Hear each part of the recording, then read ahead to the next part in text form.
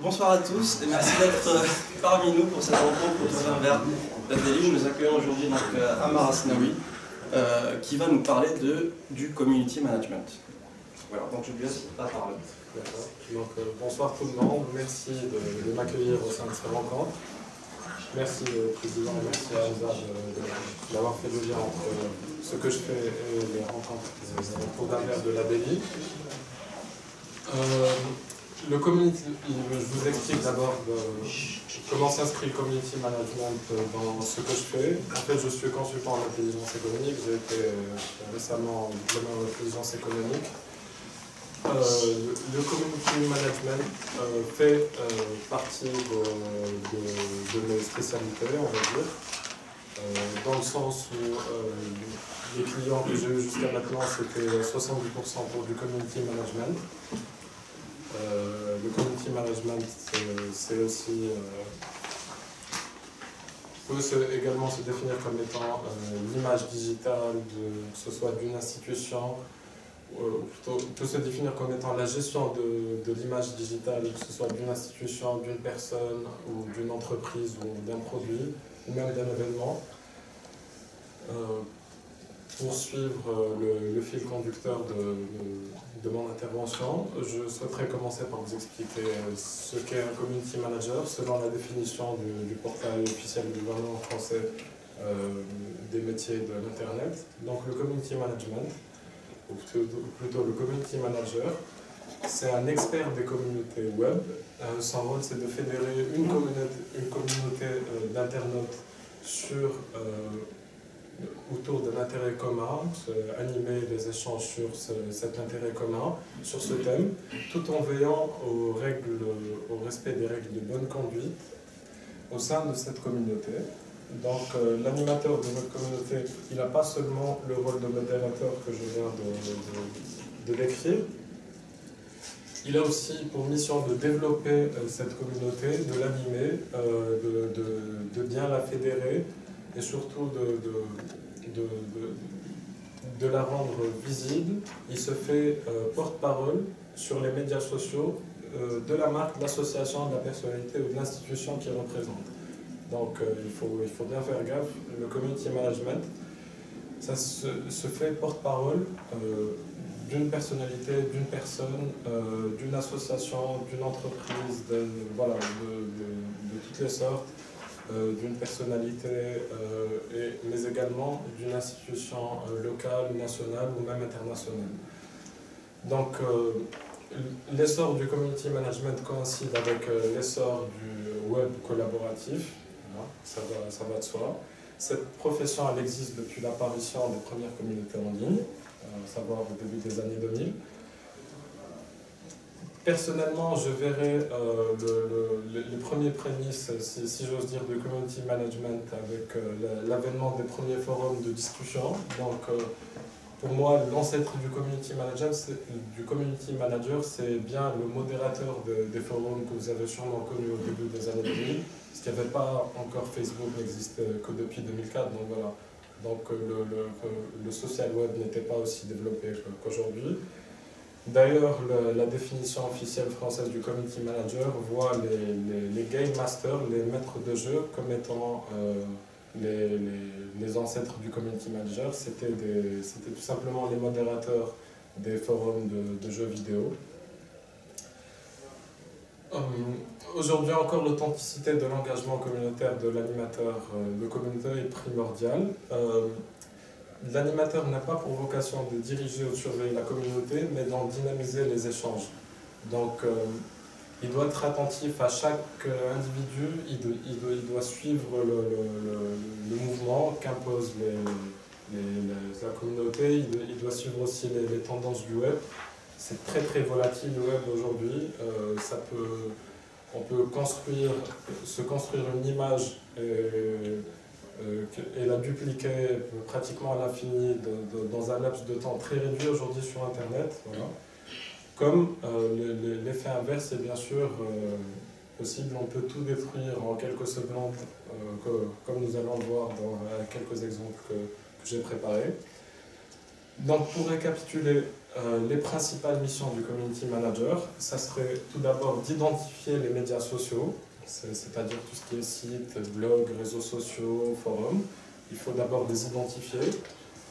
Ensuite, une fois l'identification est faite, voir par rapport à la structure, à la personne ou à l'institution qu'il est censé représenter, voir sur quel espace on doit créer la page ou le blog ou le compte qui doit être lié. Soit créer une page fan sur Facebook, soit créer un blog pour représenter l'image, soit aller créer un topic sur un forum, créer un compte Twitter. Donc tout dépend de ce que l'on veut représenter, tout dépend de ce que l'on veut communiquer et sur quoi. Voilà. Donc on verra ça aussi par la suite, chaque support, parce que les supports sont vraiment multiples. Voilà. Il y en a quasiment chaque année 2 ou 3 nouveaux qui deviennent ou pas des acteurs majeurs du web collaboratif. Donc il faut à chaque fois voir sur quel support ça serait intéressant de communiquer. Ensuite, une fois l'espace créé de communication, il faut veiller à fédérer la communauté autour de ces espaces, inciter même les gens qui font partie de la communauté à générer du contenu. Il faut rédiger une charte d'utilisation afin d'encadrer l'animation des membres de la communauté. Organiser des événements aussi, ça fait partie de l'animation. Organiser des concours, des challenges, ça aussi ça fait bouger un peu les choses. Voilà, parce que pour la raison simple. La raison la plus simple, c'est que nous n'avons pas tous les jours quelque chose d'intéressant à dire. Donc, organiser des événements, créer des challenges, c'est combler un vide, c'est injecter du sang neuf. Voilà, il faut toujours être créatif. Il faut relayer les contributions. Donc, il ne faut pas passer sous silence tout ce que disent les membres de la communauté. Il faut bien le mettre en place, bien le recadrer. Et surtout, surveiller la e-réputation de l'organisation. Donc, quelques-uns ce soir sont venus me parler de la e-réputation. C'est la colonne vertébrale du community management. Donc, le problème aujourd'hui auquel le community management fait face, c'est que, comme a dit un community manager assez influent sur Paris, dont j'ai perdu le nom, mais j'essaierai de le retrouver, en fait, il déplore le fait que souvent, les pages sont ouvertes sans stratégie, les entreprises ne savent pas trop pourquoi elles ouvrent ces pages, à quoi elles vont servir, comment elles vont s'inscrire dans leur présence digitale globale, comment elles vont et doivent être gérées. Donc, ouvrir une page Facebook pour représenter par exemple l'association Adélie, je ne sais pas si vous avez une page, l'ouvrir n'est pas une fin en soi, par exemple. Voilà. Il faut ouvrir la page, c'est le point de départ pour gérer la page. Donc l'ouvrir tout simplement pour dire nous avons une page Facebook, allez-y, consultez-la, ce n'est pas le but. Il faut l'ouvrir, il faut qu'il y ait toute une stratégie qui est dédiée à cette page, il faut presque que quelqu'un dédie son temps à cette page, il faut qu'elle s'inscrive dans une logique, il faut qu'elle reflète l'activité de l'association, toujours en prenant l'exemple de la DELI. Voilà. Et ça, malheureusement, beaucoup de grandes marques n'avaient pas mesuré dès le début l'importance de leur community manager. Il n'y a qu'à voir les offres d'emploi au community manager. Généralement, ce poste est occupé par des stagiaires. Donc, faire débarquer un community manager dans le cadre d'un stage, c'est pas ce qu'il y a de plus... Voilà, parce que les gens oublient presque que le community manager, c'est lui qui gère vraiment l'image, votre image, sur Internet. Donc c'est quelque chose de vraiment primordial dans la société d'aujourd'hui. Bien sûr, beaucoup de gens ont fait des erreurs par rapport à ça. Ça va être mon deuxième point. Je vais vous citer plusieurs exemples à travers lesquels je souhaite illustrer l'amateurisme, si j'ose dire. Voilà. Mais bon, je pense qu'ils ont reconnu leur erreur. De plusieurs marques, ça va peut-être vous étonner parce qu'il y a des grandes marques qui font des fautes qui ont vraiment l'air un peu... voilà. Avec du recul, on a l'impression que, voilà, que c'est des fautes évidentes alors que pas forcément. L'exemple le plus frappant, c'est celui de KitKat versus Greenpeace. KitKat, donc la marque issue du groupe Nestlé. KitKat a été la cible d'une communauté virtuelle qui était jusque-là, on ne connaissait pas encore son impact sur Internet, c'est à savoir Greenpeace. Donc Greenpeace, dans l'imaginaire collectif, c'est plus une association qui réalise des manifestations qui sont assez spectaculaires, mais sur Internet, on ne connaissait pas vraiment leur effet. Donc KitKat a fait face à une vague de commentaires négatifs de Greenpeace. Face à ce déferlement, le community manager a commis l'erreur qu'il ne fallait pas faire. Tout d'abord, il a été très maladroit. Il se contente en premier temps de renvoyer tout simplement les gens qui sont mécontents avec un simple lien vers le site officiel de KitKat. Donc ce n'est pas la meilleure manière Bien sûr, son rôle a été de modérer. Il a bien fait d'abord de réagir, mais voilà, les renvoyer comme ça, c'est voilà. Il faut vraiment répondre et aller dans le sens dans lequel veulent aller les critiques. Aller dans ce sens-là et proposer une sorte de compromis. Les renvoyer comme ça facilement sur le site officiel, c'était pas vraiment... Voilà, les gens, en plus, je pense qu'ils étaient là pour dénoncer l'utilisation de l'huile de palme dans les biscuits KitKat. Donc les renvoyer sur le site internet, ça n'a pas eu d'effet positif, bien au contraire. Le temps est monté, il y avait de plus en plus de mécontents, donc voilà, c'est l'effet voilà, c'est l'effet contraire qui a eu lieu. On en parle plus, il y a les blogs spécialisés sur les tendances web font état de ce mécontentement, font état que le community manager répond mal, du coup il y a de plus en plus de mécontents, du coup voilà, ça devient de plus en plus ingérable.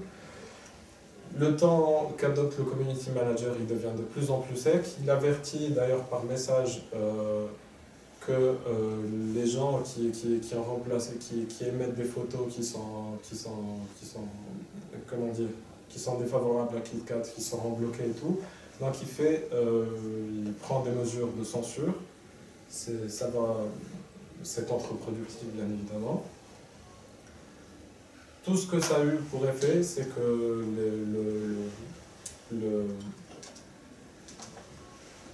voilà, je voulais juste vous montrer l'exemple de ce que publiaient les gens. Donc, voilà. Qu'est-ce que c'est? Voilà, donc à côté, c'est censé être au début un KitKat, ensuite le doigt sectionné d'un gorille, parce que ce sont eux les premières victimes de l'utilisation de l'huile de palme par les grosses multinationales. Donc voilà, donc il a eu pour effet, au lieu il a eu pour effet sa censure a eu pour effet de donner de la matière aux gens qui étaient mécontents. Donc voilà, donc il répondait, les réponses se font de plus en plus virulentes. Il ne faut jamais sous-estimer la réactivité des internautes. Donc voilà, ce n'est pas parce que ce sont de simples internautes qui sont derrière leur PC, qui ne disposent pas des mêmes moyens KitKat, qui ne sont pas... Voilà. J'ai envie de dire que voilà, tout le monde a un PC, tout le monde a une connexion Internet, voilà. On part à partir de là avec des armes égales. Donc il ne faut jamais sous-estimer ça, il ne faut jamais l'oublier. Le deuxième exemple, c'est l'exemple de Kookai. Est-ce que vous connaissez Kookai? Oui, les fringues, oui. Ouais, voilà. Donc là aussi, c'était aussi significatif. C'est parti d'un exemple, ou plutôt c'est parti d'une histoire pas très banale, mais bon, c'était un homme politique, à ce qui paraît, qui est passé dans un magasin Kookai. il ne s'est pas entendu avec une employée. Je ne sais pas pour quel motif, sûrement un motif pas très important. Il a fait part au manager du magasin. Il a demandé le licenciement de cet employé. Cet employé a été effectivement licencié. Donc voilà, l'info a été relayée. Ce qui s'est passé, c'est que les gens ne savant pas, voilà, ils n'ont pas quand même allé manifester, quoique ça a peut-être été fait. Voilà, donc les gens, ils entendent ça, ils vont directement, premier réflexe, sur la page officielle de Kukai, et là, ils se lâchent. Ils se lâchent. Donc, ce qu'a fait Kukai, c'était pratiquement la même chose que le community manager de KitKat. Donc, il a fait semblant comme si de rien n'était. Donc, ignorer les attaques, c'est encore pire que de mal le répandre. Ça n'a fait qu'enfler encore une fois. Ils ont également, voilà, ça a été de plus en plus virulent. Je ne sais pas comment ça a fini, mais en tout cas, voilà. En tout cas, je pense qu'ils ont appris de leur erreur. Troisième exemple, il était assez récent, je pense que vous en avez peut-être entendu parler. C'était la New York Police Department qui ont essayé de lancer une campagne sur Twitter. Donc l'exemple était simple. Donc, attends, je vais vous montrer. Voilà. Donc l'exemple était simple. Je ne sais pas si vous arrivez à voir, si vous arrivez à distinguer deux policiers qui accompagnent un monsieur, donc ils sont tous les trois soulignants. Donc l'exemple c'est "Do you have a picture with a member of the NYPD? Tweet us and tag it with my New York Police Department. It may be featured on our Facebook." Donc le principe est simple. C'est est-ce que vous avez une photo avec la New York Police Department? Voilà, les photos étaient censées montrer que la proximité entre voilà, c'est une opération de communication, de séduction lancée envers les New-Yorkais. Est-ce que vous avez une photo pour illustrer un événement voilà, avec un dénouement heureux et avec l'implication de la New York Police Department? L'erreur qu'ils ont faite, c'est de dire, c'est de proposer aux internautes de taguer une photo qu'ils ont eue avec la New York Police Department et de la mettre sur Twitter. Donc, taguer avec un tag unique, en l'occurrence ici, c'est dièse my New York Police Department. Avec ce tag, lorsqu'on clique sur le tag, en fait, on a directement toutes les photos qui sont reliées ou tous les tweets qui sont reliés à ce tag. Le problème, je ne sais pas si voilà, avec un peu de réflexion on peut s'en rendre compte, c'est qu'ils oublient un des rôles du community manager qui est la modération. Avec cet exemple, il n'y a aucun moyen de modérer les effets de la campagne qu'ils ont essayé de déclencher. Pourquoi? Parce que lorsqu'on met un tag, on peut publier absolument ce que l'on veut. On peut mettre la photo que l'on veut avec le tag que l'on veut. Donc ils pouvaient bien mettre, je sais pas moi par exemple, une photo de banane avec le hashtag, voilà. Ça c'est ce qu'ils auraient pu faire de plus gentil. Justement, la campagne s'est retournée contre eux. Pourquoi? Parce que des associations comme Occupy Wall Street ont pris le hashtag et ont répandu directement. Donc voilà ce que ça a donné. Donc là, on distingue bien le policier de la New York Police Department en train de, on va dire, sauvagement repousser des manifestants. Et on retrouve, surprise, le hashtag qu'avait proposé la police. Donc la police de New York, enfin le community manager de la police de New York, l'erreur qu'il a faite, c'est de proposer quelque chose qu'il ne peut pas contrôler. Il n'est plus souverain du hashtag qu'il a lui-même lancé. Donc ça, c'est l'erreur à ne pas faire. Le plus simple truc qu'il aurait pu faire, c'est que, étant donné qu'il proposait de mettre la photo voilà, quelques photos sélectionnées sur la page Facebook, c'est donner par exemple une adresse mail dans laquelle les gens pouvaient directement envoyer leur fait. Et faire le tri ensuite tranquillement devant leur PC, voilà, et ne pas, voilà, là ils ont voulu faire peut-être preuve un peu de transparence ou d'interactivité avec la communauté, mais voilà, mais c'est quand même un sujet assez sensible, c'est la sécurité, c'est New York, voilà. Donc ça, c'est vraiment une erreur à ne pas faire. Ne vous inquiétez pas, il y a un exemple sur la police française juste après. Donc la police française nationale de France.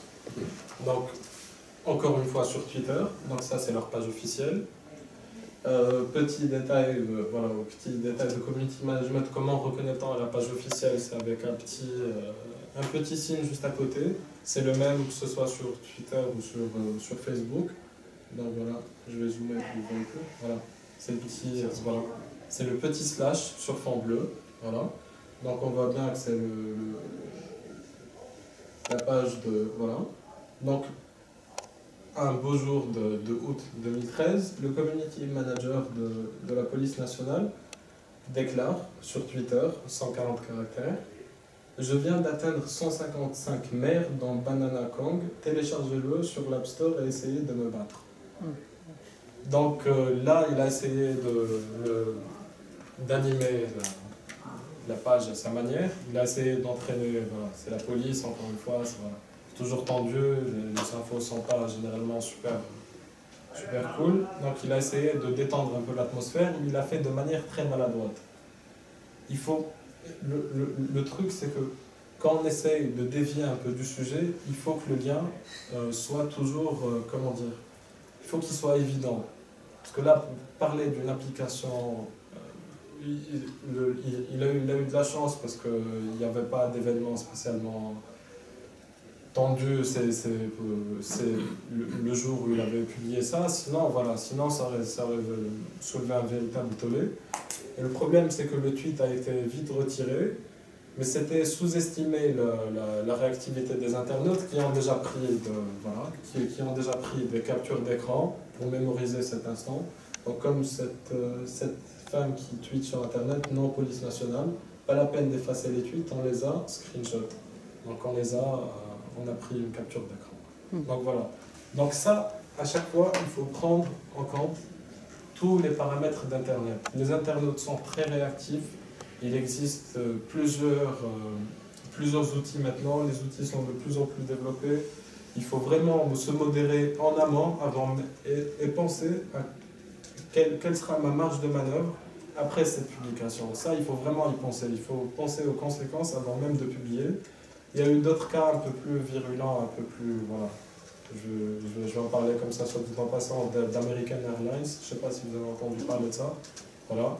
Là aussi, c'était un community manager qui a... Voilà, je ne vais pas m'attarder sur le cas, mais c'est community manager d'American Airlines quand même, qui répond à une internaute avec une photo pornographique. Donc voilà, ça a soulevé un véritable tollé. Donc il faut vraiment faire attention. Donc après, on est tenté de... Voilà, on est tenté de dire qu'il y a peut-être anguille sous roche, que les gens peut-être essayent de provoquer, parce que lorsqu'il se passe quelque chose du genre, généralement ça a un effet il y a beaucoup de gens qui en parlent d'un seul coup. Peut-être que les gens recherchent à acquérir de la notoriété par ricochet, parce que voilà, la preuve, nous sommes en train d'en parler, même si à la base ce n'est pas quelque chose de très intéressant. Donc ça, c'était les grandes erreurs à ne pas faire.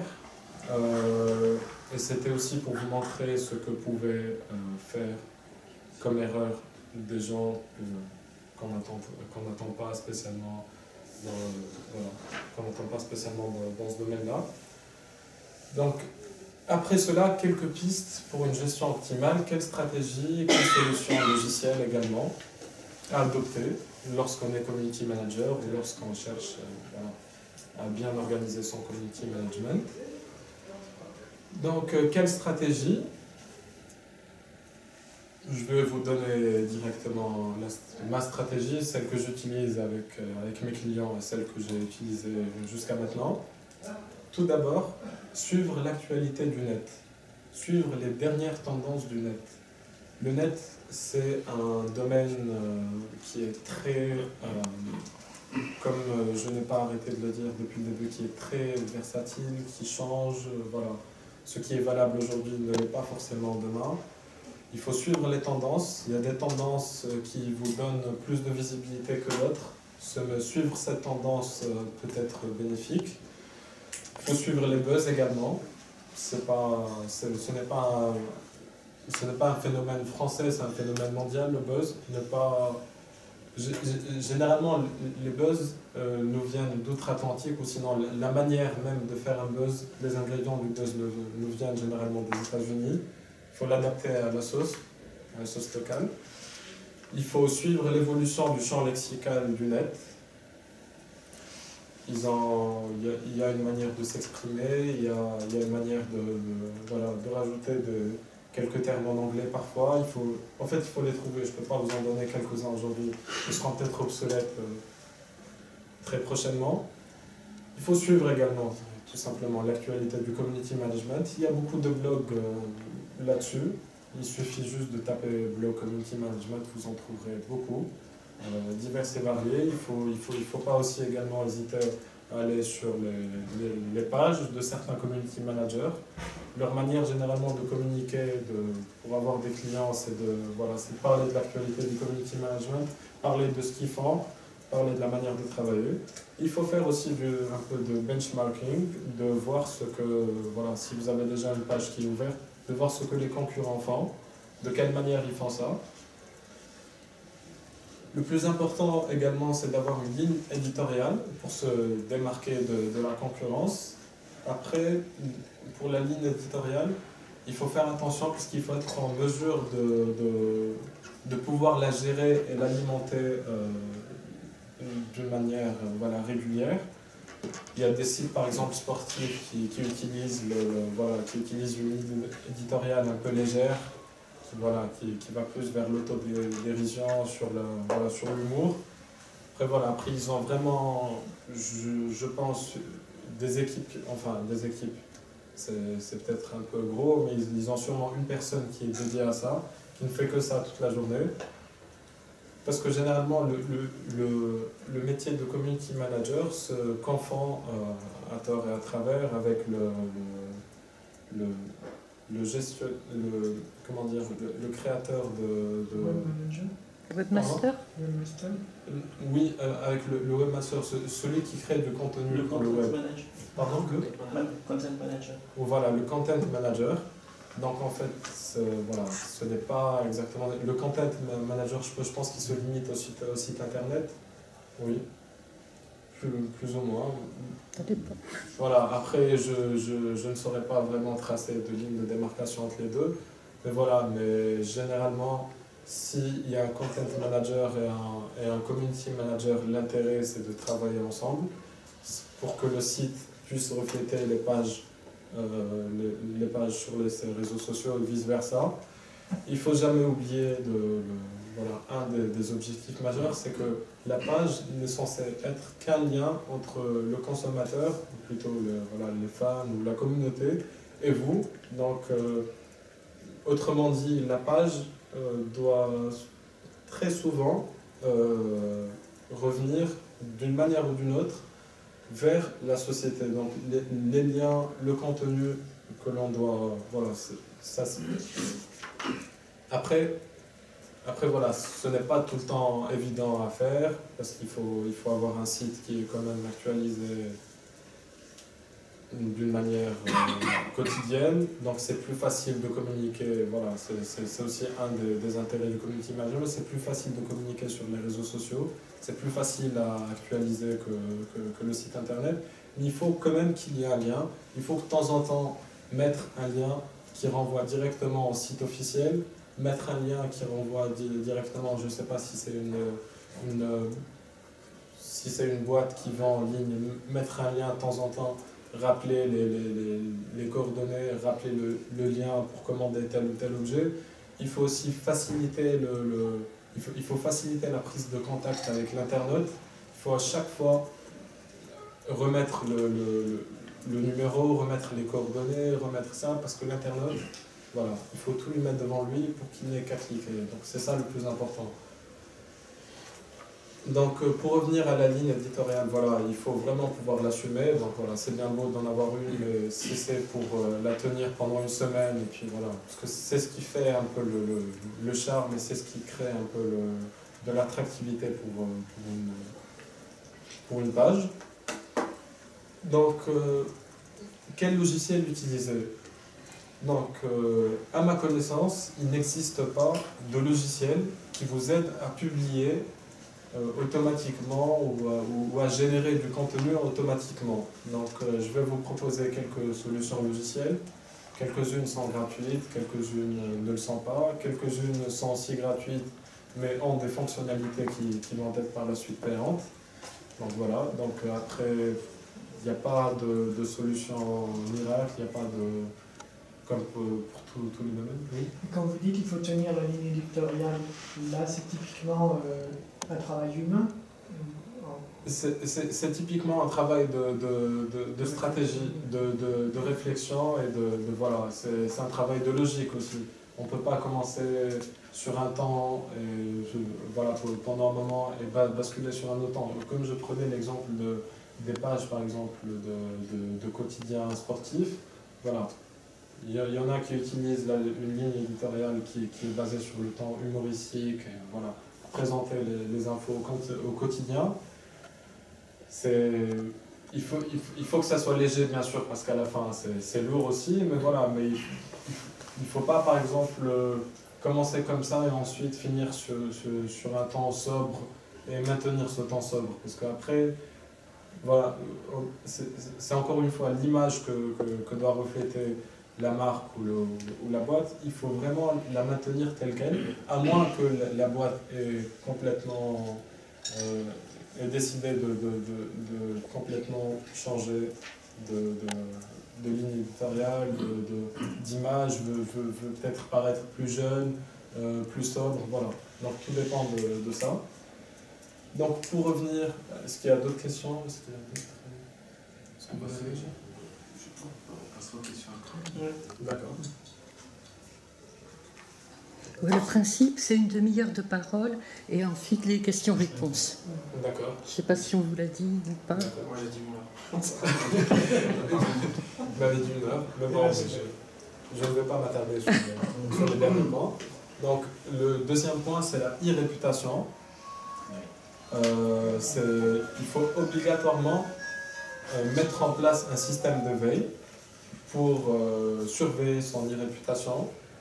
Après, il faut savoir que ce n'est pas parce que l'on crée si en fait, dans un sens, c'est valable. Quand on crée une page par exemple sur Facebook ou sur Twitter de l'association ou de l'institution ou de la boîte qu'on représente, c'est une sorte de gestion de e-réputation. Voilà, indirectement, c'est ça. Lorsque l'on crée un espace pour pouvoir s'exprimer sur la marque, on incite on incite indirectement les internautes à venir directement faire part de leurs pensées directement sur la page qui est dédiée à ça. Donc c'est être souverain, créer une page et assurer son community management, c'est être souverain en partie de son e-réputation. Donc e-réputation, c'est la réputation sur Internet. Comment veiller sur la e-réputation? Donc surveiller la page, à chaque fois qu'on publie du contenu, voir le feedback, voir combien de gens ont liké, voir ce que les gens, quelles sont les publications que les gens ont le plus aimées, quelles sont les publications qui ont le plus fait réagir les gens, comment les gens ont réagi. À côté de ça, j'ai un logiciel qui aide à compléter cette veille sur la e-réputation qui s'appelle Alerti. Je ne sais pas si vous connaissez, A-L-E-R-T-I.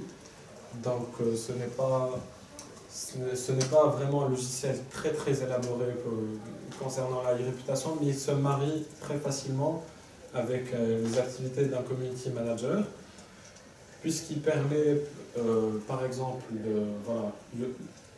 disons encore une fois, pour reprendre l'exemple d'Adélie, que je gère la page d'Adélie sur Facebook et sur Twitter. Je vais sur Alerti, je tape Adélie, je lance une veille sur la e-réputation d'Adélie. Ce qu'il y a de bien avec ce logiciel, c'est qu'il donne des données quantitatives plutôt, et il permet de dissocier les résultats selon le type de résultat. Donc, vous avez à gauche de votre écran, vous aurez une colonne vous aurez par exemple pour Adélie, voilà, vous pouvez, après tout dépend de la syntaxe utilisée pour votre recherche, vous pouvez taper Adélie, système d'information, associer les deux pour avoir des résultats pertinents. À gauche, vous avez les résultats Facebook à part, vous avez les résultats Twitter, les résultats émanant d'un blog, les résultats émanant d'un site de news. Voilà, donc vous pouvez tous les dissocier. Ensuite, lorsque vous dissociez, si vous souhaitez procéder de la sorte, vous pourrez associer une tonalité à chacun des résultats trouvés.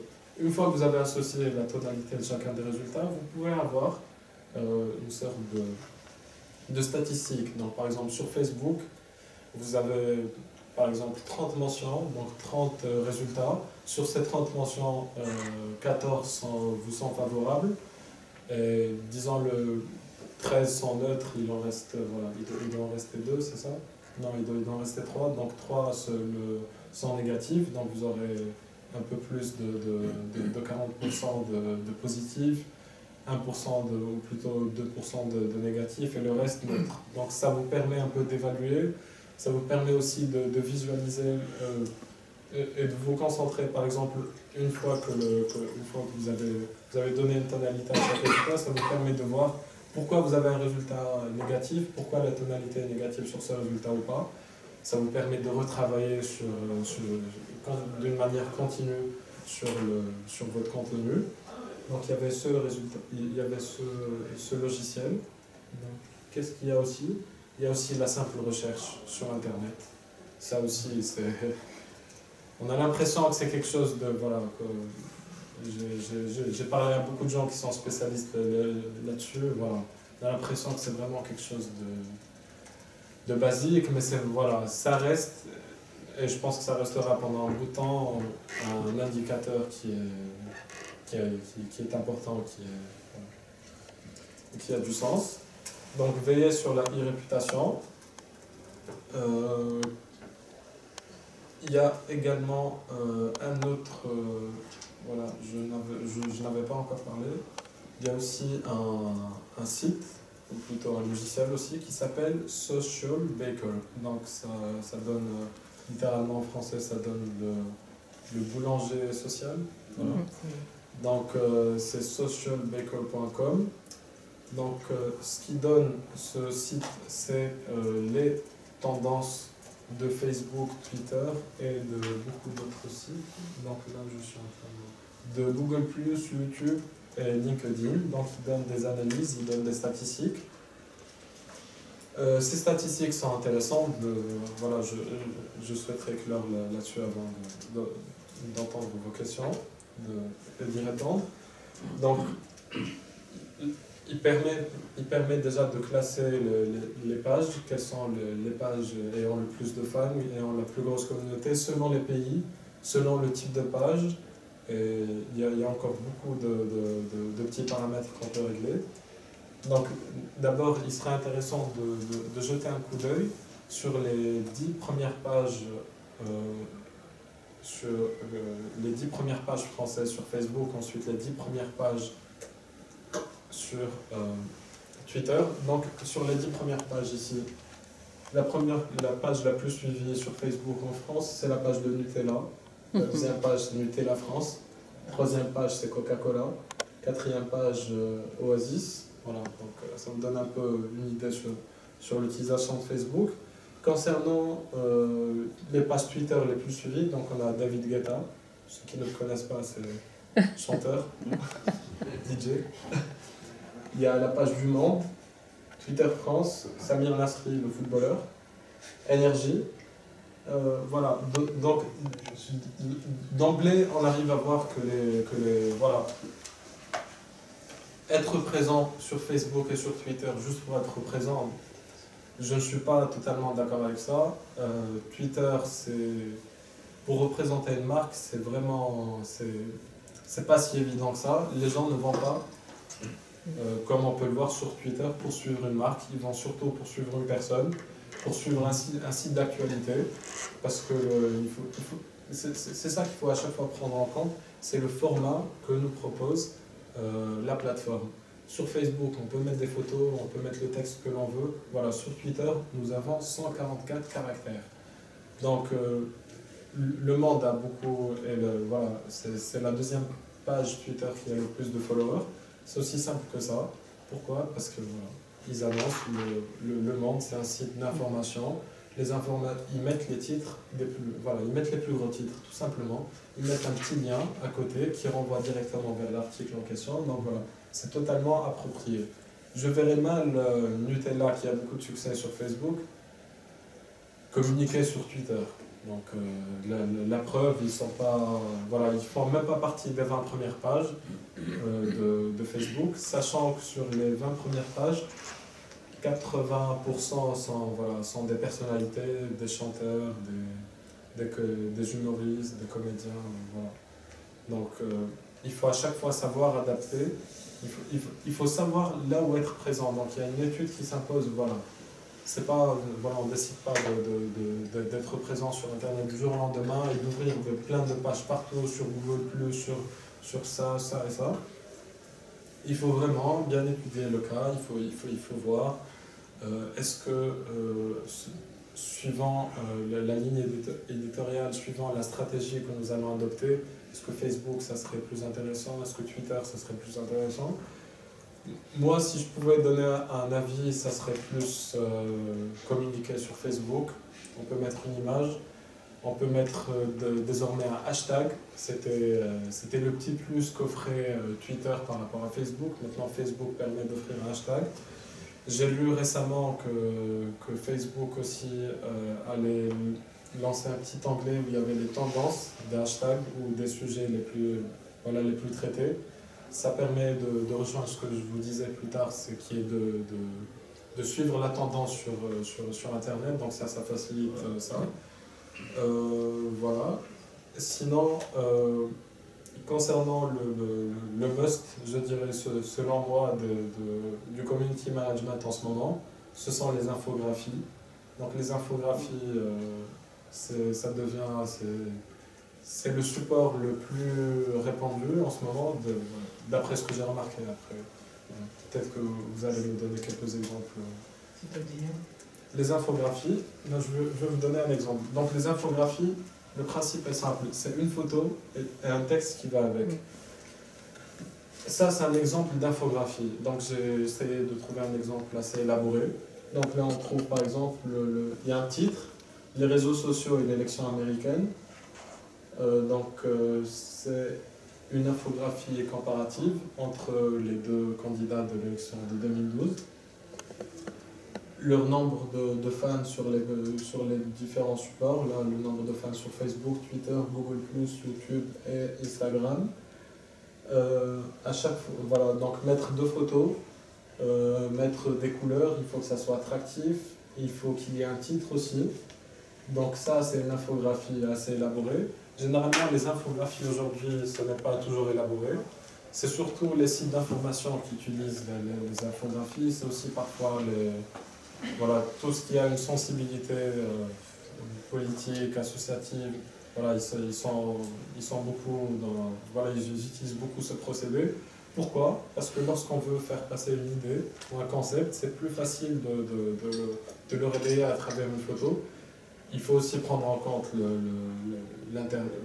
l'interface sur laquelle les infographies sont publiées, à savoir Facebook. Facebook, la page d'actualité aujourd'hui, elle favorise le contenu photo. Donc, les infographies, lorsqu'on a une information pas super sensationnelle, voilà, qui ne va pas vraiment attirer beaucoup de monde, rajouter une infographie avec le monsieur qui est voilà, avec une photo qui est en relation directe ou indirecte avec l'information qu'on souhaite passer, ou plutôt, voilà. Il faut à chaque fois qu'il y ait un lien, il faut à chaque fois, voilà, il faut aussi parfois créer l'engouement, parce qu'il y a de plus en plus de concurrents dans tous les domaines qui ont des pages, les pages rivalisent d'invention, de création, donc voilà. Donc il faut vraiment, voilà, pour moi le community management c'est quelque chose de très stimulant, mais il faut vraiment se mettre toujours, se remettre en question d'une manière continue, voir ce qui se fait ailleurs et voilà. Essayer de suivre la tendance en ligne. Donc, je souhaite, voilà. Donc c'est sur ces mots que je vais clore mon intervention pour ne pas rentrer. Merci. Donc les questions.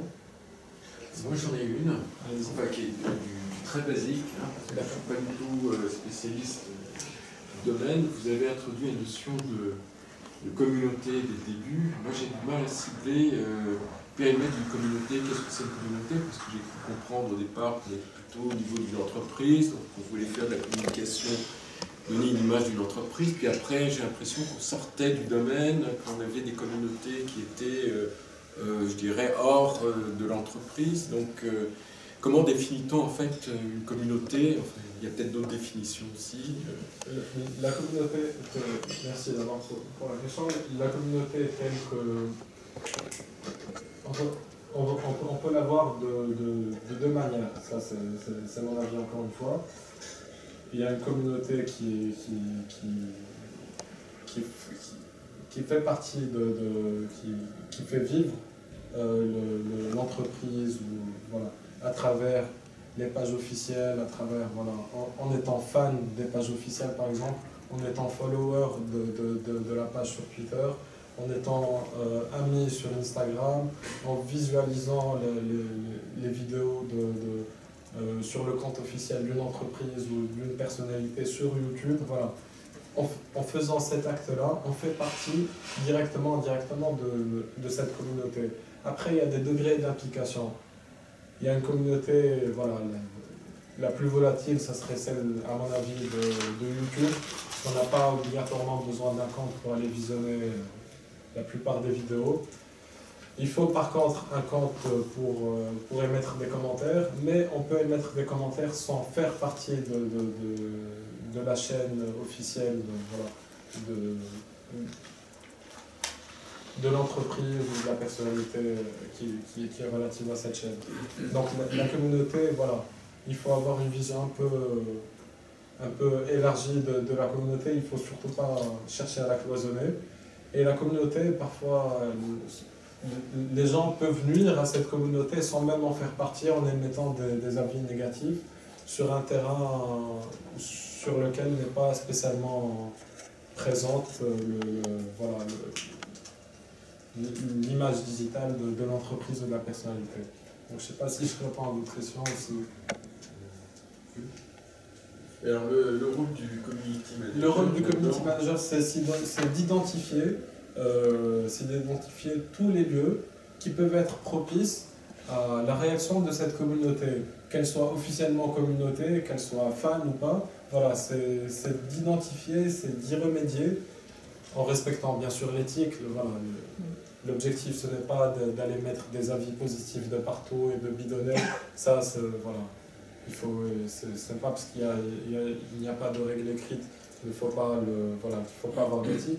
Il faut avoir une certaine éthique, il faut recadrer le débat. Donc le rôle du community manager, c'est aussi de recadrer, d'aller intervenir sur des sites où la page n'est pas présente, d'aller intervenir au nom de la page, de dire écoutez, j'ai lu vos trucs mécontents, allez-y, je vous redirige vers ce site, ou si vous êtes encore mécontent, je vous invite à venir voir telle et telle page, je vous invite à venir partager. C'est ce qu'ils ont fait par exemple à la SNCF.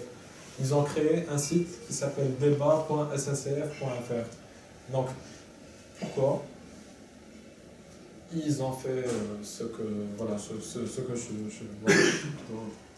suis en train de dire. Ils ont essayé de rassembler la communauté qui fait partie qui est fan de la SNCF et la communauté mécontente de la SNCF. Pourquoi? Parce que la communauté mécontente de la SNCF, si elle n'a pas d'espace dédié dédié aux critiques de la SNCF, ils ne vont pas se gêner pour en créer un parallèle qui sera totalement hors de contrôle du community manager. Et voilà, du coup, la SNCF ne sera plus souveraine de son image. Donc voilà, c'est exactement ça l'intérêt du community manager. C'est d'identifier ces points noirs et d'essayer de les retourner en sa faveur, mais d'une manière habile. Il faut jamais rentrer en conflit, il faut, voilà, comme je l'ai montré à travers les exemples qui sont mal tournés. Est-ce que c'est un peu plus clair? Mais comment on attire du public dans sa communauté? Excellente question. Donc, comment on attire? La réponse la plus simple, ça serait de payer. Payer de la publicité. Facebook offre la possibilité de payer une publicité ciblée. Ça peut aller de 5 $ par jour pour attirer un peu moins d'une centaine de fans, jusqu'à 200 $. Ça, c'est quand une grosse entreprise voilà, vient de lancer sa communication. Je pense que ça doit rentrer dans le budget communication. Donc, il faut bien cibler. Ça, Facebook nous permet de le faire, donc c'est très bien. Sinon, reprendre tout d'abord le carnet d'adresse dont dispose l'entreprise, ou plutôt aller communiquer sur des pages qui sont dédiées à ça, dire que, voilà, que cette page a ouvert. Je sais pas, je donne un exemple. Adélie ouvre aujourd'hui, encore une fois, une page Facebook. Elle va communiquer avec d'autres associations amies ou avec d'autres des magazines de la presse spécialisée, leur dire nous avons ouvert une page, est-ce que vous pouvez parler de nous, voilà, faire du bruit autour de ça. Sinon, repartir. Est-ce qu'il n'y a pas des risques de se faire spammer justement, si on publie trop sur d'autres pages Justement, il faut pas que justement, j'allais parler de cette technique un peu archaïque qui consiste à copier-coller le lien de la page qui vient d'être créée un peu partout sur différentes pages. Ça va donner l'impression, voilà, parce qu'il y a beaucoup de pages qui font ça, généralement c'est des pages d'amateurs qui font ça, donc ça ne renvoie pas du tout l'image d'une page professionnelle, d'une page fiable. Ça donne aussi l'image d'un spam. Voilà, l'exemple le plus simple, c'est que lorsque les gens ouvrent de nouvelles pages qui sont pas... Généralement, c'est des jeunes, ils ouvrent des pages dédiées à la musique ou à leur chanteur préféré. Donc ils vont sur la page officielle du chanteur préféré, en guise de commentaire, ils copient-collent le lien de la page qu'ils viennent de créer. Ils mettent voilà, venez liker ma page, venez faire ça. Donc ça, c'est vraiment l'exemple à ne pas faire, voilà, parce que c'est des gens qui cherchent à attirer. Donc, Hamza il parlait de ça, donc c'est exactement ça, c'est renvoyer l'image du spam, ce que l'on veut surtout éviter. Donc voilà, donc, pour répondre à vos questions, donc payer sur Facebook, payer sur Google Ads aussi, payer, payer des publicités. Repartir sur le fichier client que l'on a aussi, leur distribuer l'adresse mail, communiquer là-dessus, communiquer tout simplement sur le site officiel en ajoutant le petit pouce bleu que vous avez sûrement déjà vu. Voilà. Dans l'imaginaire collectif, encore une fois, ça parle, tous les internautes, ça renvoie automatiquement à la page fan Facebook. Donc voilà, si on a déjà un site internet, il faut rajouter l'onglet et dire voilà, on est présent sur internet, c'est se faire de la publicité gratuitement.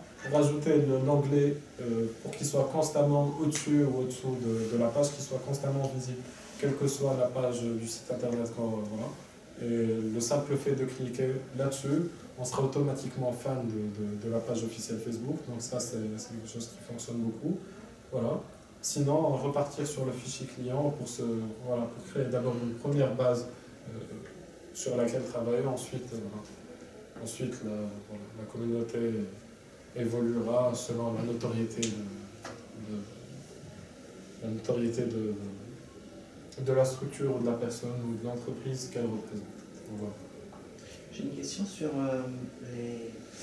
sur la performance en fait. Sur la performance. Ouais, parce que je m'attendais à entendre le fameux taux d'engagement, dont on parle beaucoup lorsqu'on est sur Facebook ou sur Twitter. Et comment l'entreprise mesure l'efficacité de sa stratégie d'animation de community. De communauté. Ouais, d'accord. C'est la seule question. Voilà. Donc justement, là c'est clairement une question sur l'impact du community management. Donc, comme je disais au début, créer une page et avoir un community manager aujourd'hui, voilà, je ne dis pas pour me faire de la publicité à moi et à mes confrères, c'est une obligation, c'est un passage obligé. Si vous ne créez pas votre propre page, il y aura plus ou moins des fans, voilà. La page va se créer automatiquement. Du coup, quelqu'un utilisera votre identité sur Internet. Donc le community management aujourd'hui, avant de parler de performance, c'est une nécessité, c'est un passage obligé. Donc à moins qu'il y ait quelqu'un qui ne soit pas d'accord, voilà, je pense que c'est un fait qui est établi. Qu'est-ce que vous voulez dire, excusez-moi? Sur Facebook, il faut créer sa page sur Facebook? Ben, lorsque l'institution ou encore une fois la personnalité a un certain retentissement, c'est quasiment un passage obligé.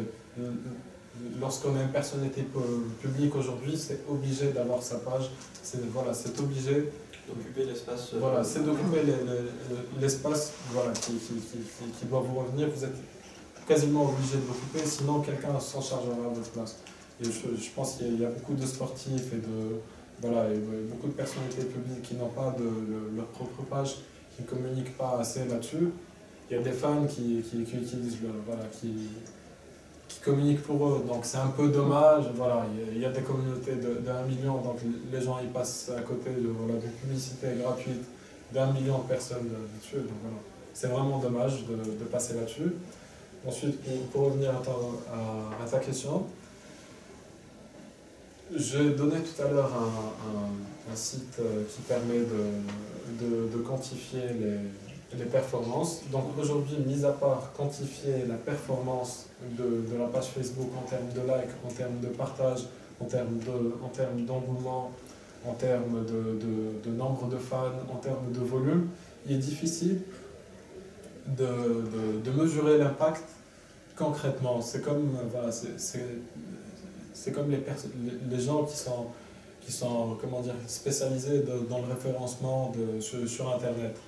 Voilà, c'est quelque chose voilà, ce n'est pas une chance exacte, ce n'est pas avec 1 million de fans qu'on aura par exemple plus 5% sur notre chiffre d'affaires. Ça ne se passe pas, à mon avis, comme ça.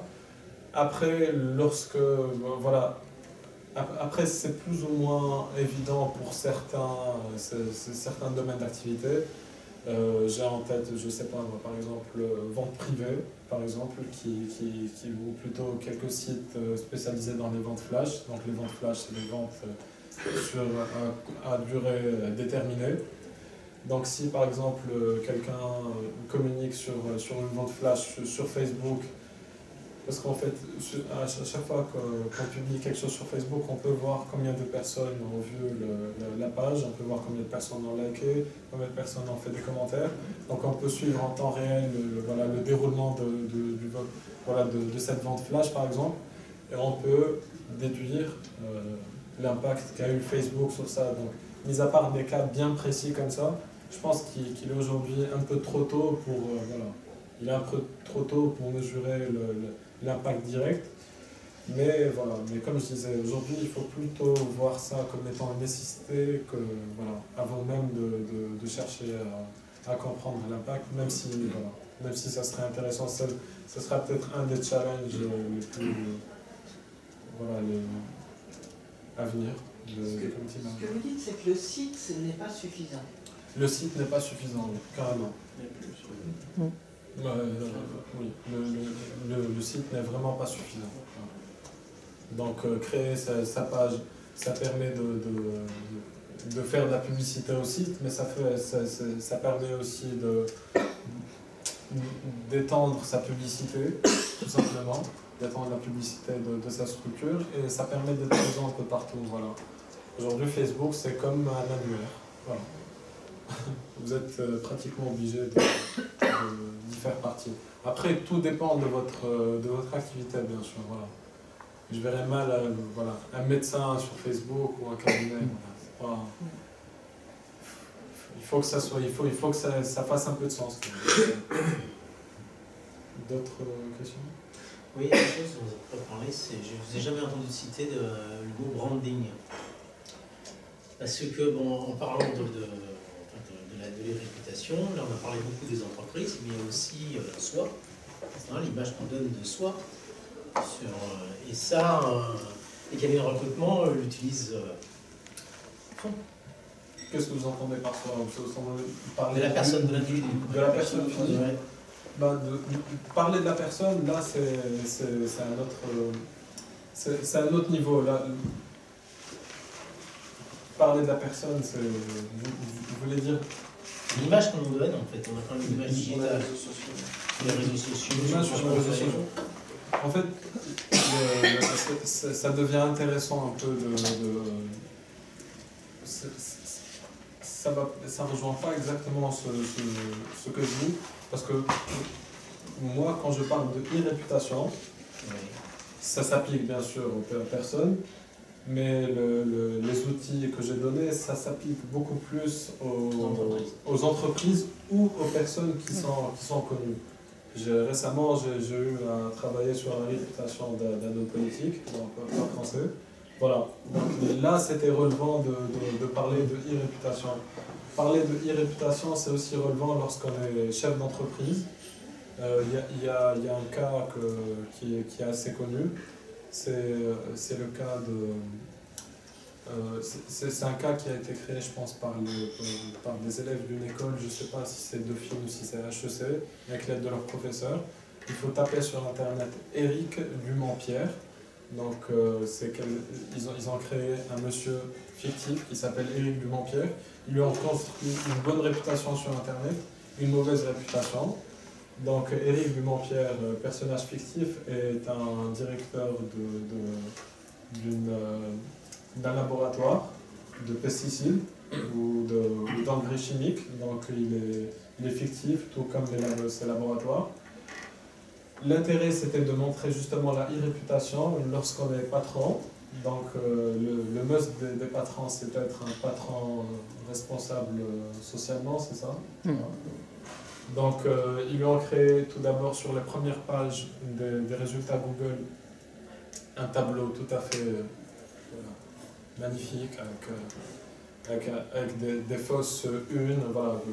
Quand on tape Éric Dumont-Pierre sur internet et laboratoire Aberdeen, voilà, on a vraiment le résultat est saisissant. Les premières pages font un éloge voilà, magnifique à Éric Dumont-Pierre qui n'existe pas. Et lorsqu'on s'amuse à aller vers la 5e et 6e page, ce que 98%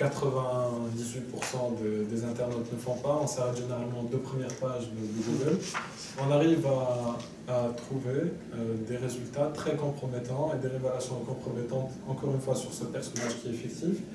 Et c'est là où c'est censé montrer l'intérêt de la réputation lorsqu'on est vraiment... voilà,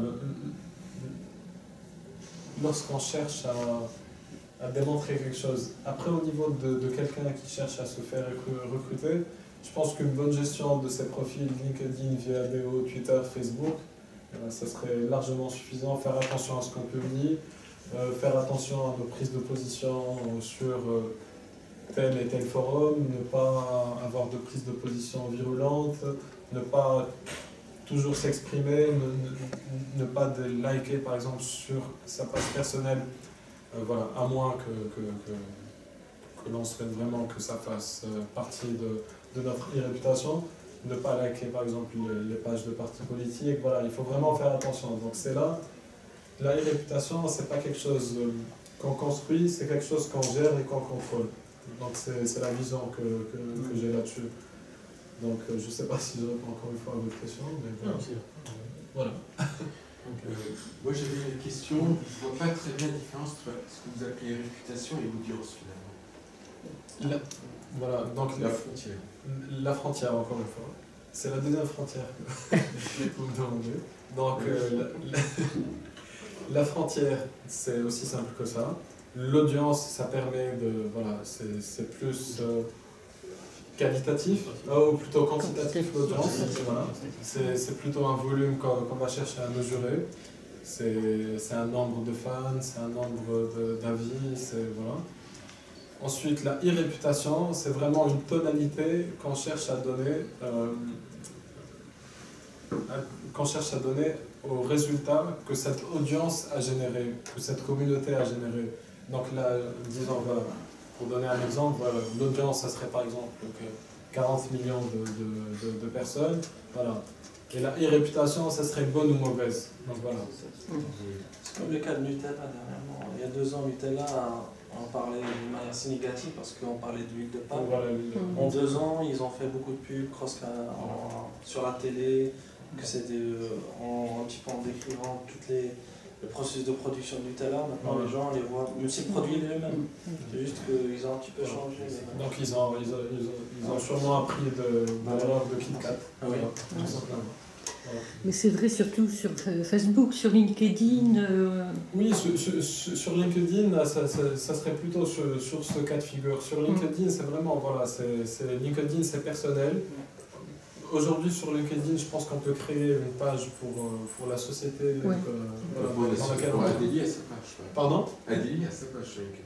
Oui, voilà. Donc ça aussi, voilà, je pense qu'il y a même des gens qui peuvent interagir au sein de cette page. Donc voilà. Donc le travail, là aussi, revient à l'administrateur de cette page, de recadrer le débat. Voilà. On retombe toujours sur le même processus. Créer un débat, le recadrer, pouvoir le maîtriser. Il faut toujours, voilà, pour moi, le maître mot, c'est toujours la souveraineté. Il faut être souverain du contenu, de votre contenu sur Internet. Donc c'est ça le plus important.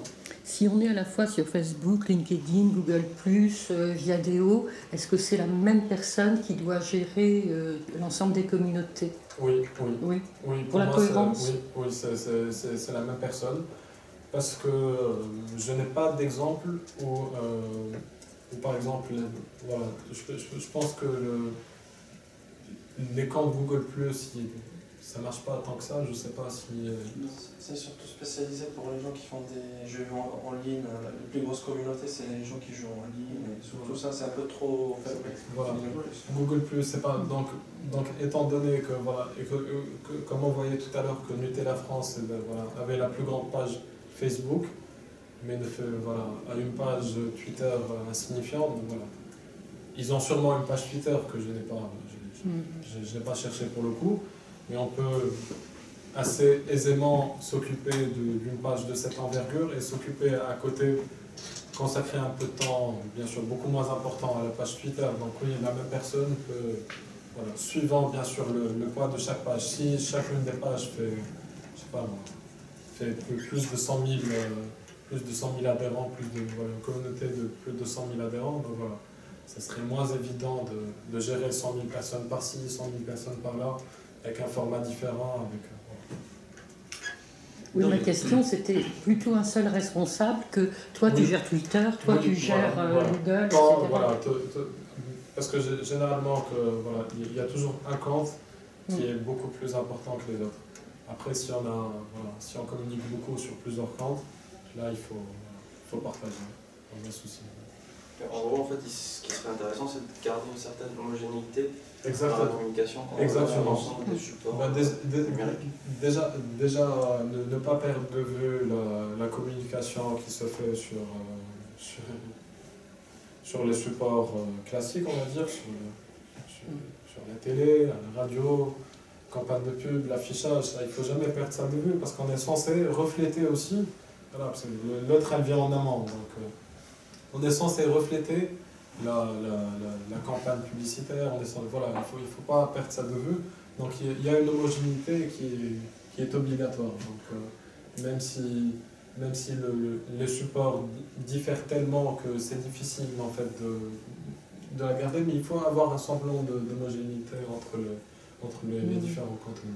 Il est rattaché à qui, le community manager dans l'entreprise? Le community manager, il est rattaché, je pense, à l'équipe de communication ou marketing aussi. Donc, mais bon, je pense qu'avec l'équipe de marketing, il est plus là pour recevoir des idées que pour proposer, à moins qu'il ait une expérience significative et que le poste du community manager vient d'être attribué.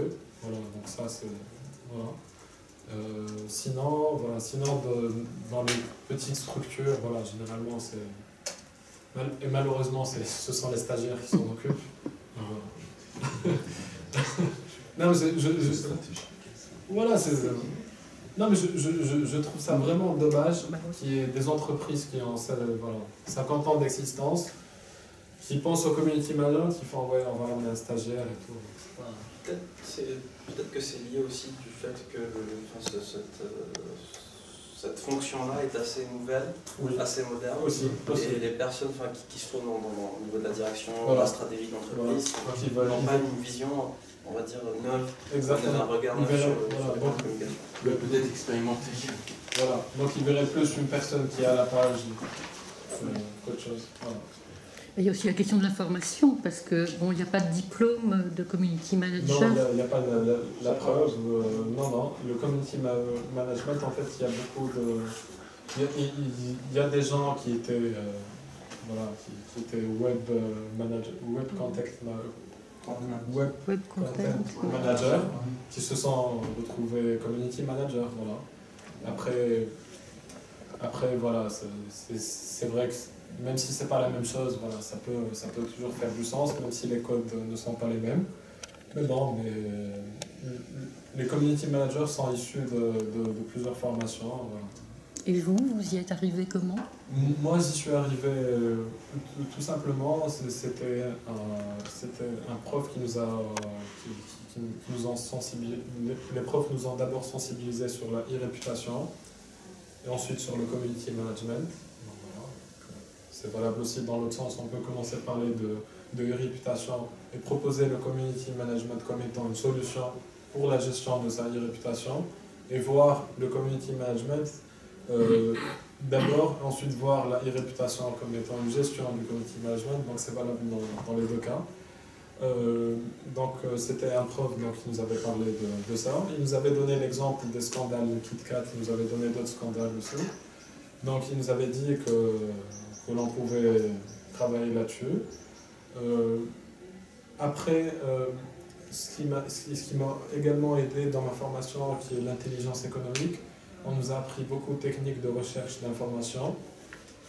Donc pour la gestion de contenu, c'est vraiment c'est très bénéfique. Du coup, lorsque j'ai postulé pour un stage, j'ai décroché un stage dans une start-up à Genève, c'était Gaia 21.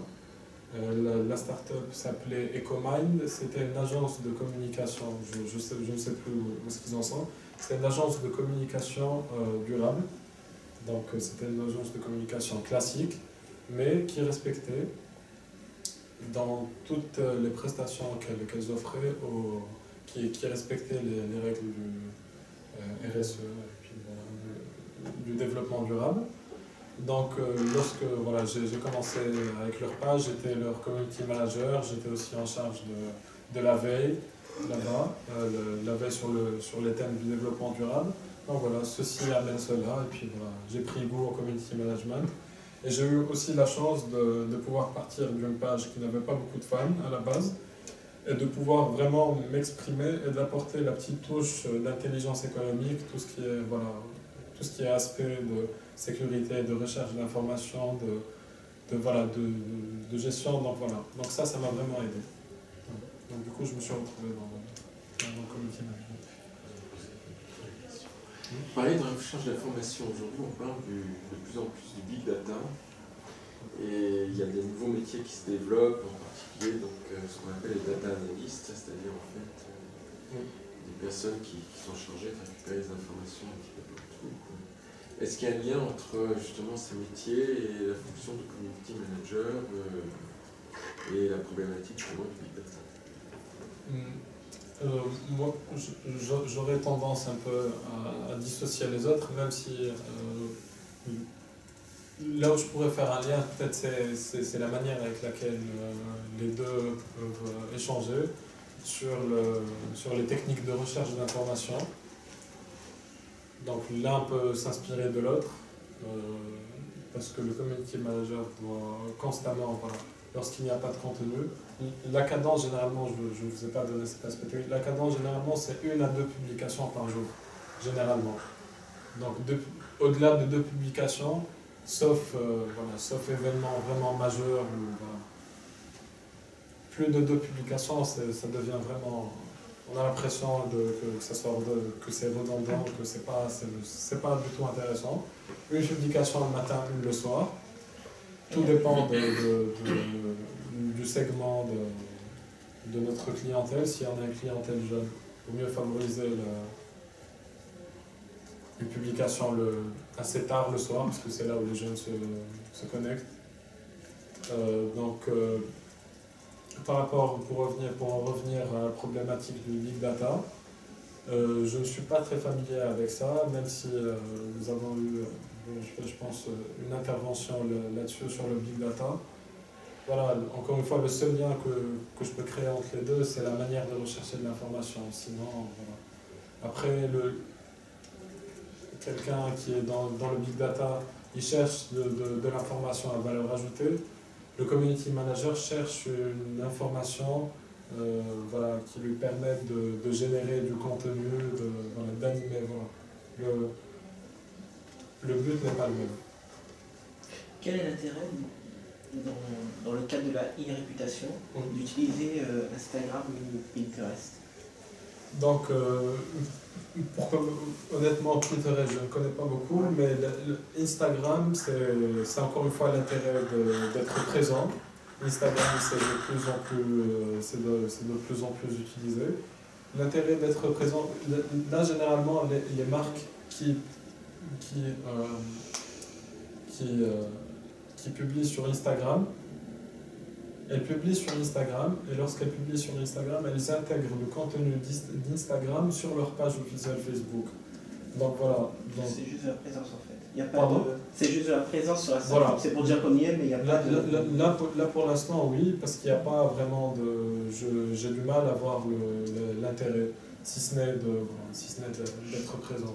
Voilà. C'est ça, c'est encore une fois, si une marque comme Nutella, encore une fois, ne crée pas de page Instagram, un fan de Nutella le fera, et voilà, et c'est sa manière, donc ça ne sera pas forcément ce que les gens veulent.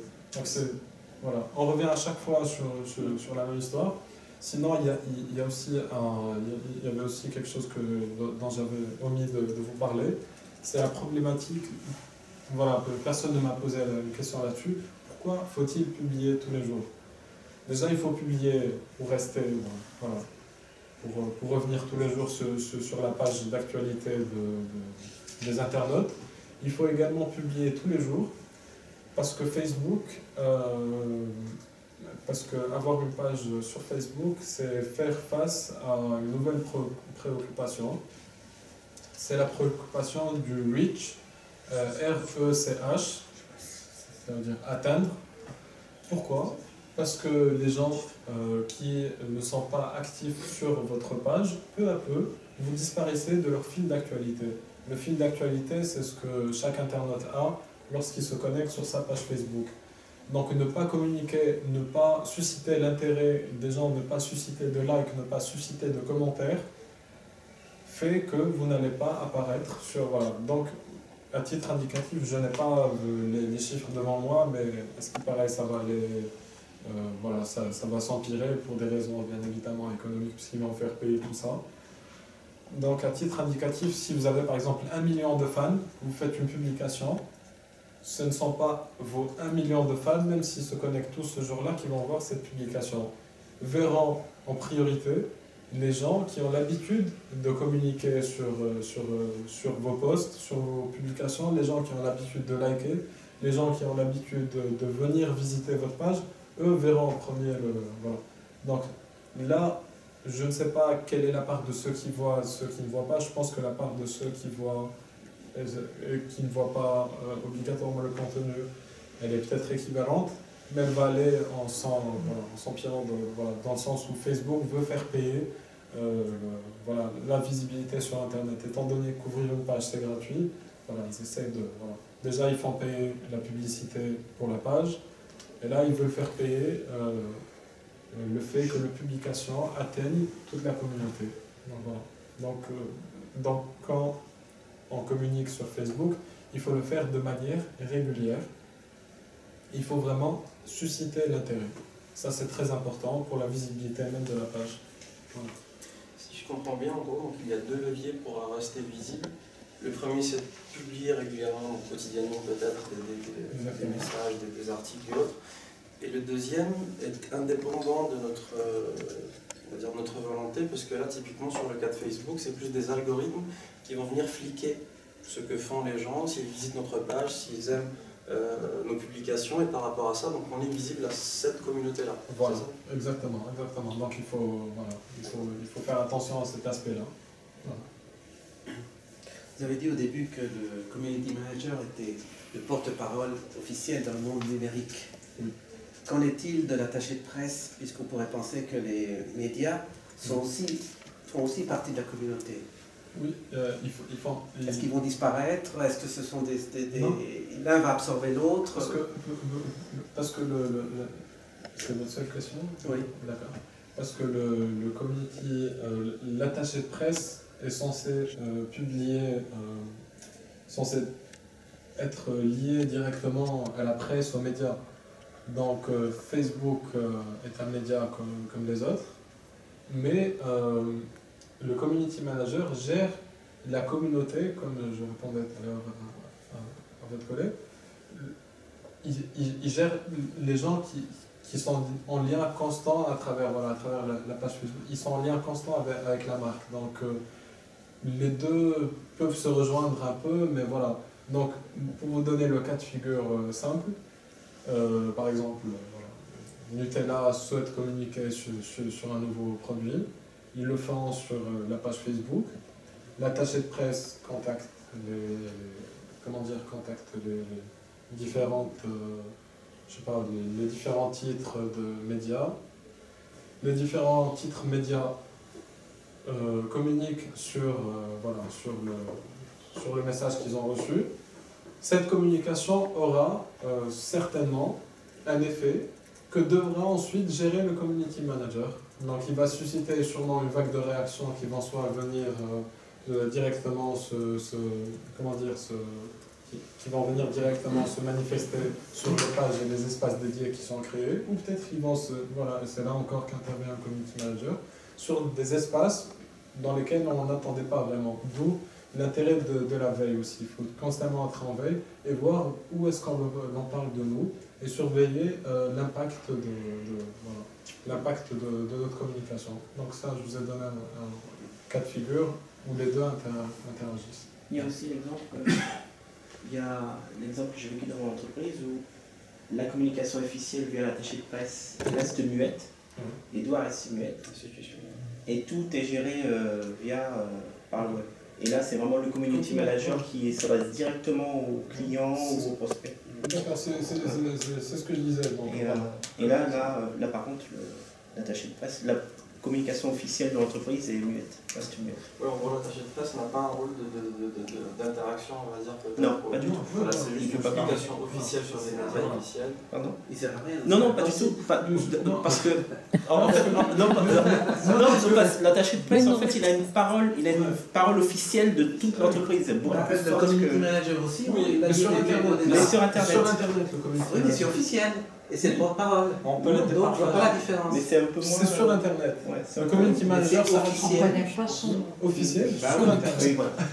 On peut aussi le départager, si je me permets, d'un point de vue de cible. Parce que l'attaché de presse est surtout sur un format média, grand public, pas format papier. Alors que l'autre, il est un peu sur le web. Et surtout vers une population qui est assez familière avec les outils de web. C'est pas tout le monde malheureusement qui est un peu connecté de nos jours.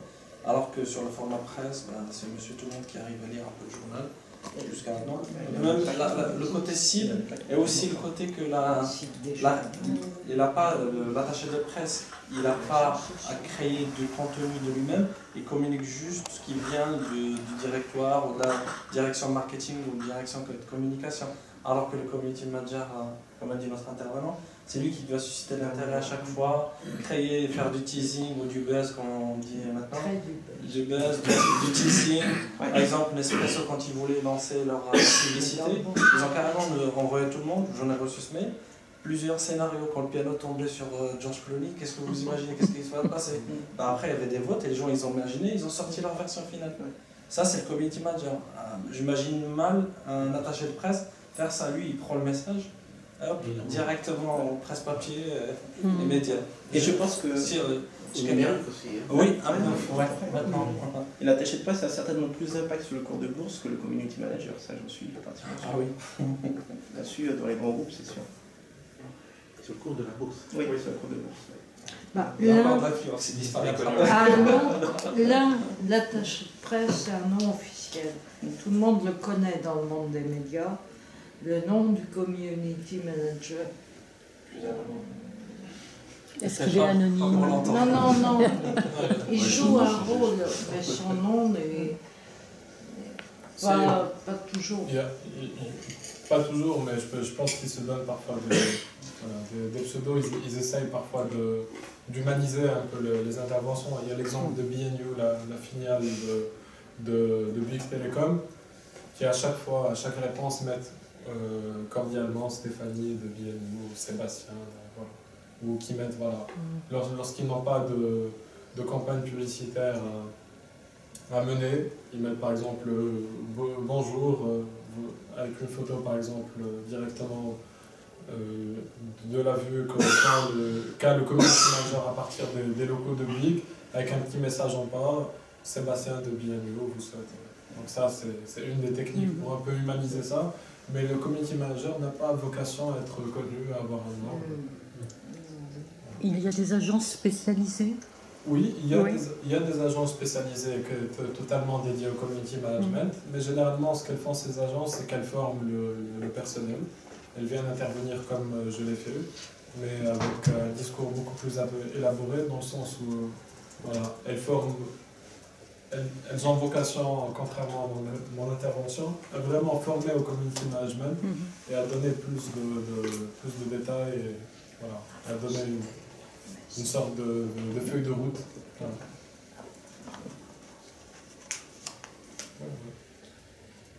Vous avez dit qu'il fallait publier le matin et le soir. Le community manager, il prend les communiqués officiels et puis il les décortique et il fait une publication le matin et l'après-midi ou le soir, ou d'où il crée l'information. Il faut qu'il invente tout le temps. Justement, il faut qu'il génère du contenu. Comme j'ai dit, le contenu peut être divers et varié. Quand il n'a rien à dire, il peut dire bonjour avec une belle photo, voilà, ou bonsoir. Créer l'intérêt. Créer l'intérêt. Il y a des gens qui vont passer une bonne journée, se connectent sur Facebook, ils voient un joli coucher de soleil, ils viennent, ils like. Voilà, c'est vraiment ça. Mais voilà, donc ça c'est l'exemple le plus basique, bien sûr. Là, j'essaie de donner un exemple bête pour montrer à quel point ça peut être simple. Mais des exemples plus ingénieux. S'inspirer de l'actualité, par exemple. Voilà, exactement. S'inspirer de l'actualité. Il faut pas oublier aussi que l'expression surfer sur le vague, surfer sur le net. Il faut surfer sur les tendances du net tout le temps. Voilà, s'il y a par exemple un nouveau phénomène du net, ne surtout pas hésiter, plutôt le faire avec sobriété ou pas, où il faut vraiment faire attention et prendre en compte les effets que ça peut produire. Voilà, il faut surfer là-dessus. Il faut, par exemple, récemment, pratiquement toutes les pages dont je suis fan ont écrit, et nous vous souhaitons une bonne fête des mères. Chacun à sa manière a fait ça. Donc voilà, celui qui vend des hamburgers, il a écrit bonne fête des mères, il a écrit hamburger. Donc voilà, c'est ça. Donc il faut... Après, oui, c'est une manière de... Quand je parlais des codes sur Facebook, c'est une manière de parler sur Facebook. Il y a des gens qui ont sûrement vu ça, qui ont cliqué sur le site internet de l'enseigne, qui ont commandé des burgers après. Voilà, c'est une manière de vendre, c'est gratuit et c'est accessible à tout le monde. Voilà. Est-ce qu'on est capable de mesurer les retombées, c'est-à-dire de ces nouveaux modes? Oui, donc comme j'avais répondu, dans le cas où c'est un site d'achat sur Internet, oui, on peut le faire, plus ou moins.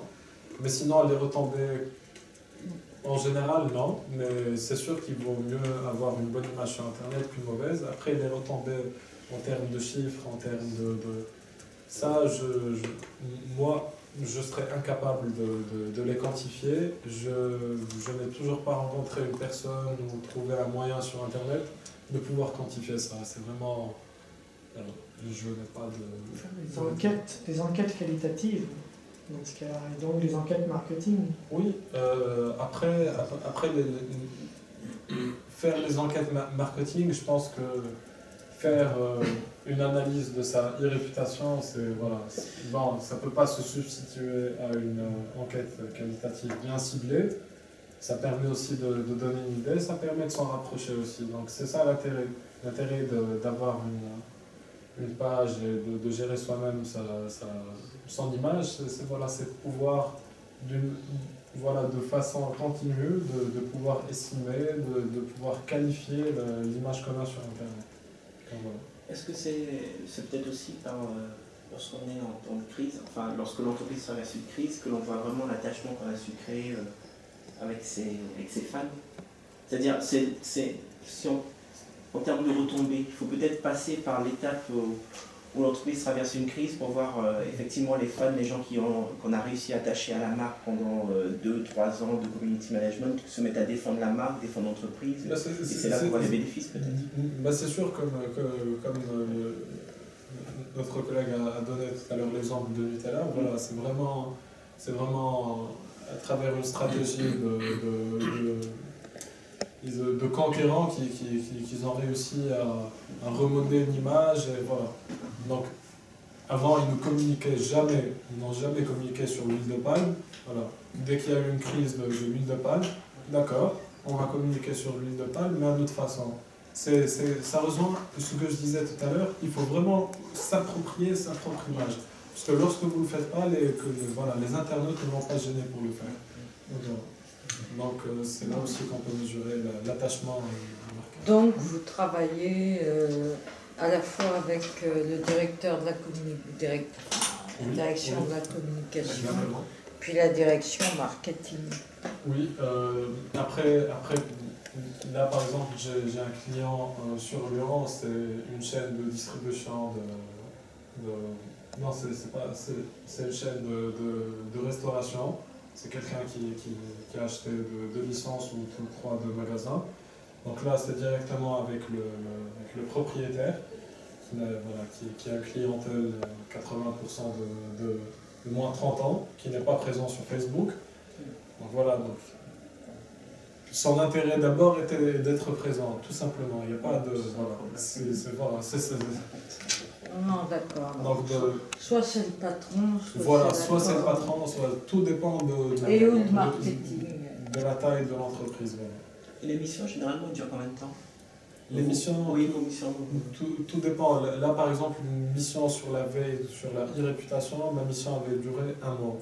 Voilà. Donc je devais rendre un papier avec tout un rapport détaillé, qualitatif, quantitatif sur la réputation d'un monsieur, suivi de quelques recommandations. Voilà. Donc ça a duré 1 mois. Après, la mission de community management, là, je pense qu'elle va durer au minimum 6 mois. Après,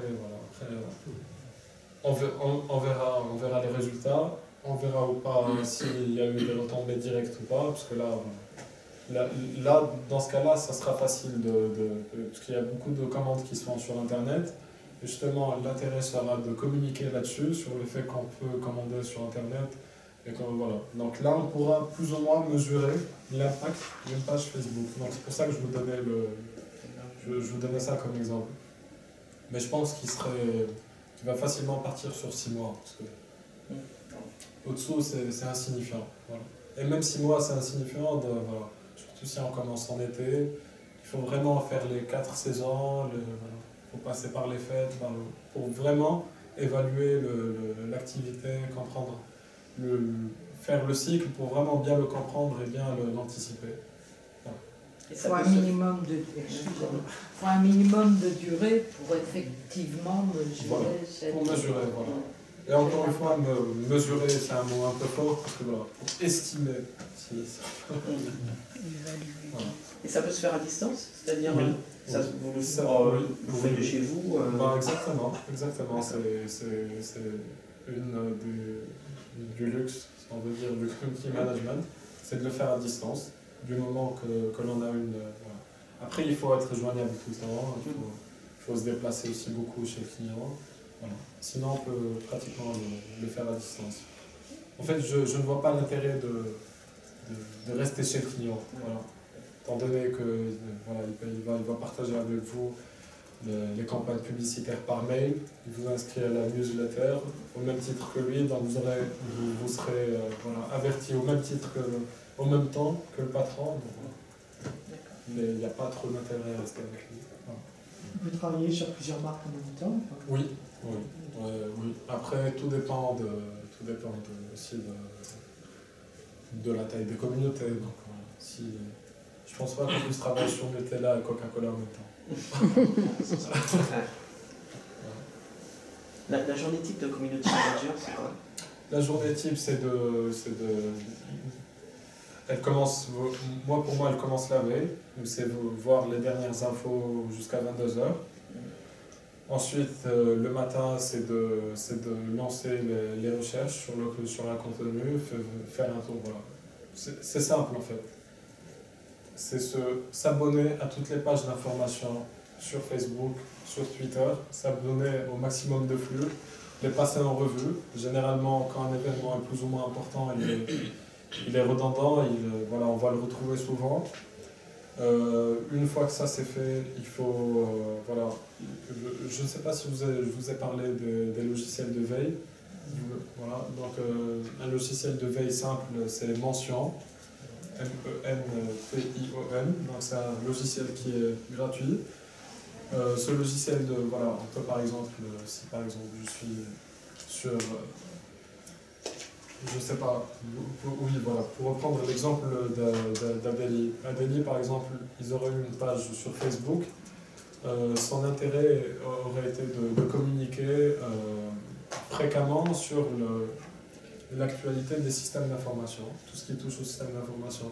Donc avoir une veille sur le domaine des systèmes d'information, partager les dernières actualités sur le système d'information, les dernières innovations, les prochains salons qui seront dédiés. Voilà, ça c'est à côté des publications qui seront 100% dédiées aux activités de l'ADI. Voilà. Donc une journée type, ça serait d'organiser sa veille, de filtrer les résultats, d'en choisir un ou deux pour la journée, tout dépend de ce qu'on veut faire, et puis voilà. Et on peut même planifier les publications. Après c'est dangereux parce qu'ils peuvent ne pas y aller, donc voilà. Donc c'est préparer les trucs. Et une fois, en fait le plus gros du travail de community management, ça se fait en amont, parce que on publie en un clic, tout est publié, tout est prêt. Donc c'est bien préparer les publications. Lorsqu'on n'a pas d'image ou d'illustration, chercher une illustration qui soit relative à cette publication, et puis, voilà. Et puis attendre le bon moment ou la planifier au bon moment. Voilà, et publier. Et le soir, bien sûr, revoir les feedbacks, l'intérêt que ça a suscité. Et modérer au cas où, et on reprend le travail que moi j'avais parlé au début. Donc du coup, ça veut dire qu'il n'y a pas de modération, enfin il n'y a pas de commentaires en temps réel? Si possible, oui. Si possible, si les commentaires... Après il faut savoir hiérarchiser. Il y a des commentaires qui sont très très virulents. Voilà, ça il faut soit les supprimer tout de suite, voilà, quand ils sont à caractère, je sais pas moi, discriminatoire. Ou je ne sais pas, voilà. Là il faut vraiment y remédier parce que c'est intolérable. Sinon quand ils amènent au débat, il faut attendre un peu, si c'est pas, voilà, voir s'il y a 2 ou 3 commentaires qui suivent, qui vont dans le même sens, pour répondre d'un seul coup. Voilà, il faut estimer, c'est selon l'activité de la page. Si d'habitude vous avez des publications qui ne dépassent pas les 10 commentaires, voilà, vous n'allez pas attendre 10 commentaires pour répondre, vous répondez tout de suite. Si vous avez généralement 200-300 commentaires, vous n'allez pas répondre au premier commentaire. Voilà. Vous allez attendre, vous allez essayer de... C'est à chaque fois la même logique, vous allez essayer de faire ressortir des tendances et y répondre d'un seul coup. Voilà. Est-ce que vous mettez des alertes sur certains mots-clés, par exemple, en lien avec mais justement, oui, justement, les alertes en lien avec l'entreprise, oui, il faut les faire dans le cadre de la veille sur la e-réputation. Donc, c'est lorsqu'on veut surveiller, lorsqu'on veut surveiller l'impact de notre communication, ou bien l'image quand les internautes de notre identité digitale. Sinon, surveiller d'autres mots-clés, c'est des mots-clés qui seraient en lien avec notre activité. Ce serait plus pour générer du contenu. Donc, comme je disais, voilà, surveiller par exemple le mot-clé système d'information pour générer de l'actualité, pour générer du contenu pour notre page qui traite d'une association voilà, qui a pour sujet principal les systèmes d'information. Voilà. Et à côté, faire par exemple une veille sur la réputation d'Adélie et de surveiller toutes les mentions Adélie. Voilà. Dans certaines entreprises, moi j'ai vu que la personne qui surveillait la réputation de l'entreprise était aussi liée, s'occupait aussi de la qualité et de l'environnement. C'était un responsable qualité, environnement et réputation. Est-ce que vous voyez comme ça non, vous l'avez jamais vu comme ça? Personnellement, j'ai jamais vu comme ça. Je me dis que peut-être qu'ils avaient... C'était au début, peut-être... Voilà, sûrement, parce que voilà, ça m'a l'air un peu précaire, mais voilà, mais peut-être que la structure était assez petite. Voilà. Dans ce cas-là, c'est possible, mais il n'y a pas de lien à établir. Et je n'arrive pas à déceler de lien logique entre voilà, les différentes tâches que le monsieur Hollande a occupées. Moi j'ai plutôt encore une question, peut-être pour en venir à ce que je disais tout à l'heure. Il est assez surprenant que dans les entreprises qu'on confie tant de responsabilités à un stagiaire. C'est quand même relativement choquant. Parce que c'est quand même une lourde responsabilité qui véhicule une image de l'entreprise et un stagiaire peut facilement faire des erreurs, se planter, tout simplement par manque d'expérience. C'est pas ça, c'est pas qu'un stagiaire peut facilement faire des erreurs, c'est qu'il en commet. Alors, il en commet naturellement parce qu'il n'a pas été formé, parce que voilà, c'est pas parce qu'il est jeune et qu'il maîtrise l'outil Facebook Plus qu'il est forcément apte à... Ouais, ça reste très grave. Parfois, il vaut mieux ne pas en avoir un qu'avoir un stagiaire. Et puis franchement, la plupart des community managers sont en freelance. Après, au niveau des rémunérations des community managers, c'est très très variable. Il n'y a pas de... Je serais vraiment incapable de vous donner une fourchette de prix. Après... Ça reste plus élevé qu'un stagiaire. Ça reste plus élevé. Ça reste plus élevé qu'un stagiaire, mais pas forcément beaucoup plus élevé qu'un stagiaire. Voilà. Si c'est une page sur laquelle il n'y a pas un gros volume de travail, voilà. On peut facilement trouver un community manager qui accepte de le faire. 500 €, voilà. Il a 50 clients, puis c'est bon, quoi. Non, mais c'est... Oui. Voilà, donc vaut mieux privilégier voilà.